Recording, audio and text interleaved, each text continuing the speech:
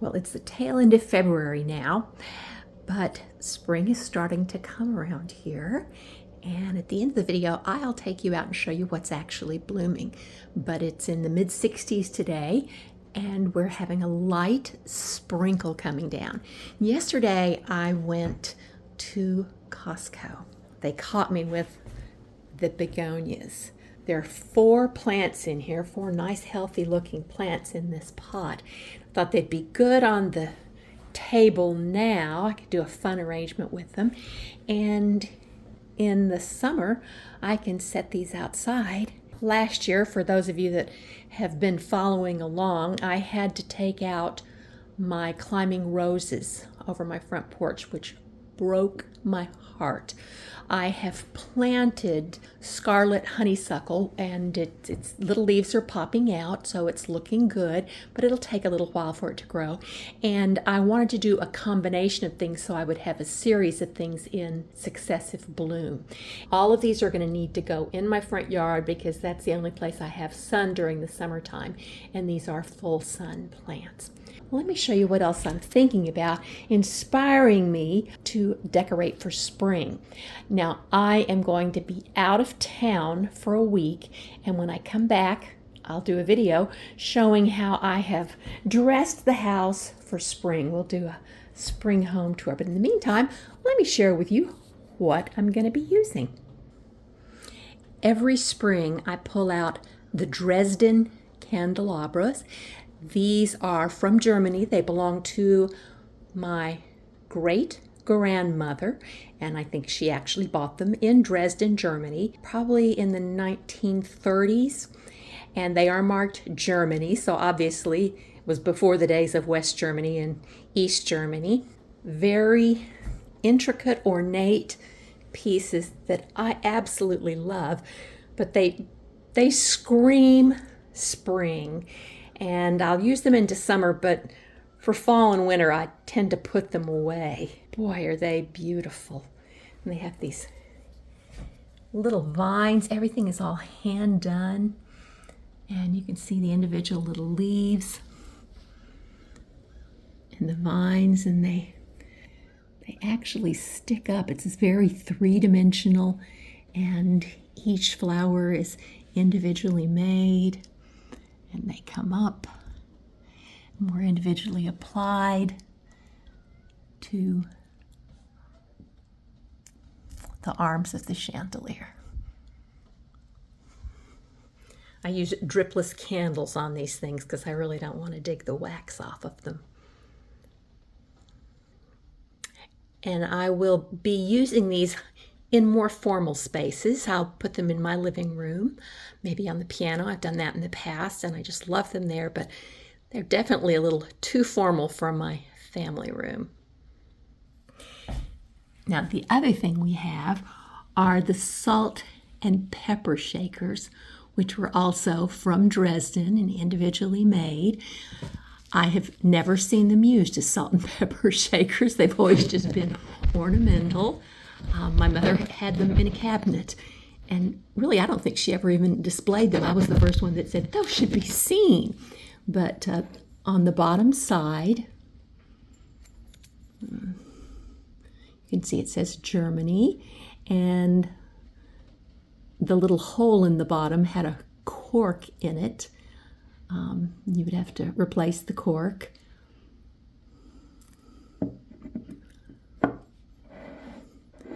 But they definitely coordinate with the candelabra, and the flowers are hand painted. This is not a decal, that's actually hand painted. Now, the thing about the Germans in Dresden in particular, this is Rococo style, which was the Louis XV ornate style. And it went out of fashion with Louis XVI and into the more classical. But the Germans decided, no, that was their look. And they didn't care that the French weren't doing it. They were doing it. And they went over the top, even more ornate than the French did. So if you want to see really ornate Rococo, go after the German Rococo. Now these are just tiny little pieces, and my mother referred to this as Dresden. A little more casual look with the forget-me-nots, and the size of these things look like kale to me. But my mother would use these to make little tiny flower arrangements. I have no idea. I think that says Germany, but it's hard to know. But that came from my mother, and I'm not sure how far back that goes. This one definitely was my mother's. And when she was a little girl, she had a collection of little teapots and vases and things. And someone gave her that, and, you know, she must have played with it. So obviously the little spout broke off, and it used to have a little lid on it, but that no longer exists. But my mother would put the tiniest little flower collections in there. Like if she'd see some tiny little violets, she'd put that in there and set that up. But I think that was just a child's toy is what that was. But definitely goes with that same look with the German Dresden. Now the other very ornate piece, which will end up in the living room, is this piece. It is Japanese, probably from the 1950s, belonged to my grandmother, and we always thought it was just a little garish. But, you know, it with all those flowers on it and the pastel colors, I thought that would be pretty on a shelf. It actually is a nightlight and a music box. I did cut off the wiring. The bulb still exists, but I thought that looked dangerous and I didn't want to burn the house down. So maybe someday we'll rewire it. But these things were made in Japan after World War II, and it is actually porcelain and hand painted. And you can find these things online. It still had the original price tag on the bottom. It said $25, which in $1950, that was a lot of money. So you can probably pick one up for not too terribly much more than that now. These little pieces they're English bone china, and you can see them marked on the bottom. Staffordshire, made in England. This one, Radnor, whoever in the world that was. Bone china in England. These were like party favors. When my mother was a little girl, they would have tea parties to help the little girls learn how to be ladies and to use their company manners and, you know, wear their hats and their gloves and go to one another's houses, and their mothers would serve tea, and as a party favor, these would be sent home with the children. I think this guy has lost a leaf somewhere. This guy definitely a little worse for wear, but, you know, not so bad. I think that was supposed to be a carnation or something, and he's had some chipping. For the most part, it came through pretty well. And this one is a little candle holder. I always just put a broken candle in there. A little candle goes in there. And you can see how these have a very similar kind of a spring feel. And as I seasonally change things out in my living room, we'll put those things in them. These next items are a little more casual, and I'm not convinced exactly where I'm going to use this one. But this one belonged to my great aunt. This was her fruit bowl. And as a small child, I would go to her house, and she kept it at about my eye level. So I knew it was the yellow bowl. And the taller I got, the less I saw of the yellow, because she kept it down kind of low. This is Italian, probably a Capodimonte kind of a style. When I use it, I like to keep it at eye level, because what's beautiful about it really is that yellow glaze. It's not going to go on the table, because then you wouldn't see the beautiful yellow glaze unless you were a young child. This is not a very fine piece. They must have made a million of these things, because you can find them on Etsy, eBay, places like that, because they sold them. I know this one came from Hallmark. This is the one where my parents said, go get your grandmother a Mother's Day present. And, you know, she's the one that had all this other gaudy stuff, but I liked this bunny. So it didn't really go with her style at all, but I liked it, so I went and bought this. I just thought he was sweet holding his bunny. Here are my thrift store bunnies. These are the Dedham Pottery from Massachusetts. They are American, and they have this, they're famous for this crackle glaze and for the little bunny motif. And they went out of business about the time World War II started, but they started reissuing some different things, I think in the 80s, so I suspect these probably just came from the 80s. With those cute little bunnies, how can you not pull those out for springtime? And we do have bunnies all over our yard. Another thrift store find was this Celadon vase. This is the one that's a handmade vase from Thailand, and I love the beautiful glaze on it. Kirby did knock it off and break the handle. I just glued the handle back on. I had fresh flowers in it, and he just can't resist fresh flowers. Here is my next thrift store find. This one came from the Salvation Army. It is made in Spain. That is also a hand-painted piece, not real fine art, but perfectly holds a dozen little eggs. Here is my little bunny. This little bunny actually came from Target. I must have seen him back in January, and you know, I don't buy very much that's brand new, but I saw this little bunny and I'd been thinking about him, so I went back this week and I'm like, okay, I've been thinking about this for probably 6 weeks and wanting this little bunny. He's actually, it looks to be hand carved, some kind of stone, maybe a soapstone or something. Quite heavy. It's part of their Threshold Studio McGee collection, made in India. It says 2023 on it, but I'm telling you, I just bought it. I couldn't resist the bunny. I thought he was entirely too cute. When I got to Target, you know, you have to walk past the dollar bins. I saw these little bunnies in the dollar section. These little bunnies were $1 each. There was a larger size bunny, and he was $3. But I thought, oh, this would be so sweet in a cute little arrangement with some flowers. And I could get 3 little bunnies for $3 instead of just one bunny. And I told myself, well, that's the perfect thing to do. If I can't find my stone bunny, at least I can get my $1 bunnies.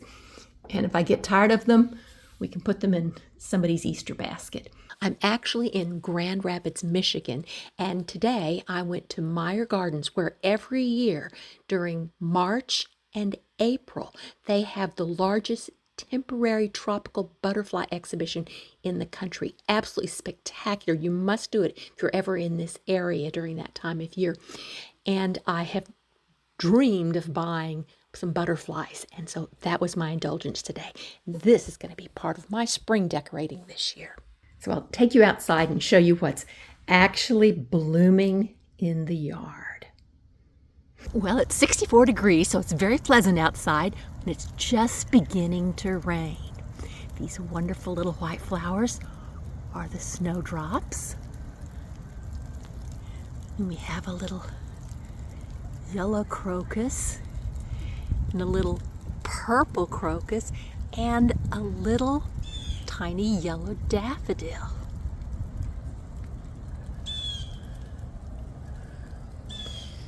There are lots of little touches of purple as the crocuses come up.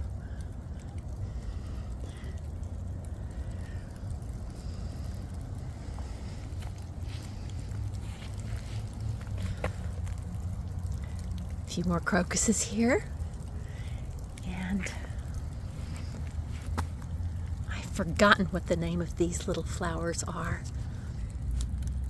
I will put that on the screen, what the name of that is, but they're coming up all over the place. Now here is the bunny salad bar. I don't know quite what that is, but they have gone to town on that. More little crocuses popping up.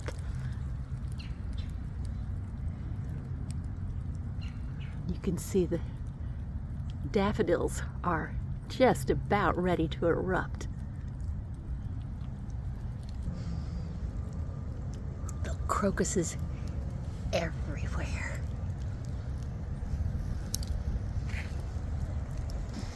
Now here's one of my favorite early spring flowers. This is the Edgeworthia. See if I can get it to focus.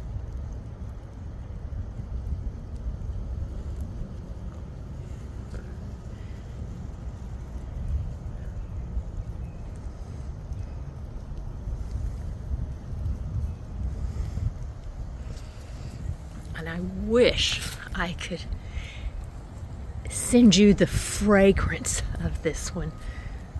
And the branches are perfectly bare. But these flowers have been waiting to bloom.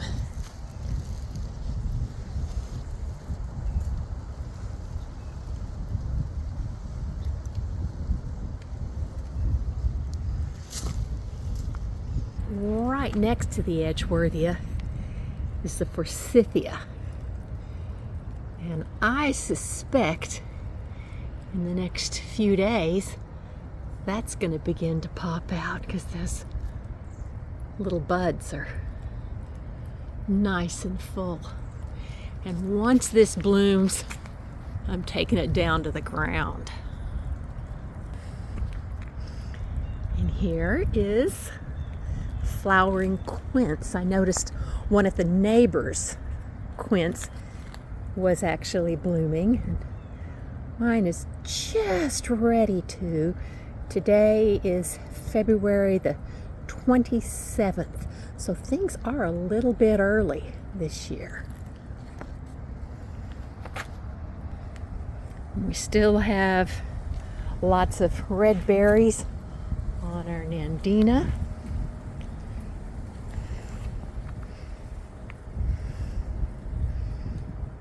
And this is back by the patio, and this is an assortment of different types of daffodils. And what I have found is this little tiny daffodil that comes out in little clusters. This is my first daffodil to bloom, and I will have daffodils back here for a month or 6 weeks, quite some time. But I also have, you can see, some tulips coming up, foxglove. So this will be a fun little spot to have flowers right back here by my little seating area. This is the Lenten rose that I thought had died. He's running a little bit behind, but here is his little flower that's going to be popping out. I'll show you some others in the back that have been much healthier than this guy, but he's surviving and he's looking pretty good. Now I have a neighbor whose camellia has been blooming since January, and I have a much later blooming one. Mine's pink, but covered with buds here that I'll be able to show you in a month or so. And this is the Akuba that has the little most inconsequential flower, little white flower. And it would be wonderful if these red berries came out in Christmas time, but they don't. They come out in the spring, and you can see they're kind of tucked back, but really beautiful berry. More little snowdrops here in the backyard. So sweet to see them nodding in the breeze. And next to it is some epimedium, and I've cut back some of my epimedium, but they will bloom quite early, and I'm going to trim back the yellow leaves, and so we can see the little yellow bloom on the epimedium. Here are my Lenten rose, my hellebores, right across from the little Nandina bush that loves to put berries on. This one has more berries per leaf, berry per leaf ratio is the highest of any Nandina in my yard. But check out these beautiful Lenten rose. Underneath it, the little snowdrops.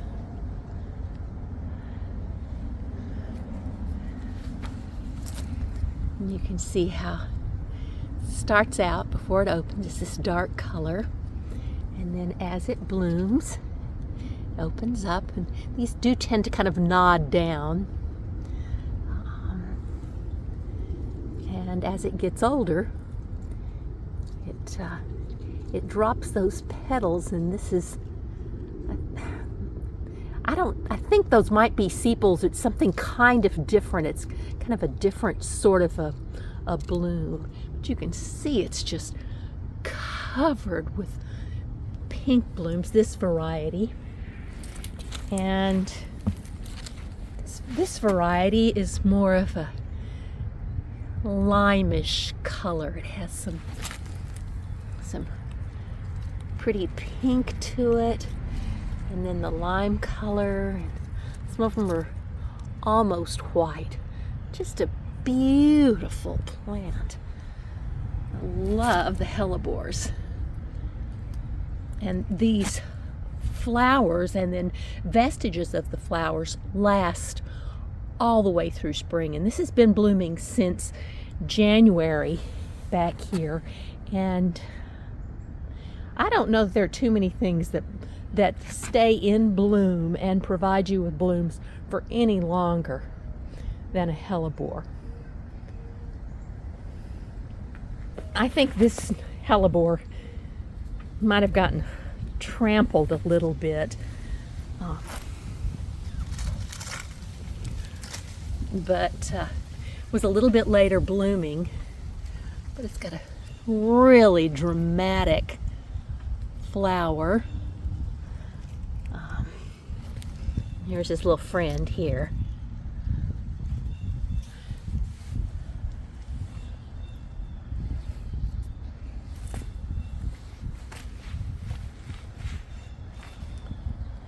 So here we are in late February with lots happening in the garden. Thanks for joining me, and I'll see you next week where we actually decorate inside the house for spring and look at what's blooming anew in the garden. See you then.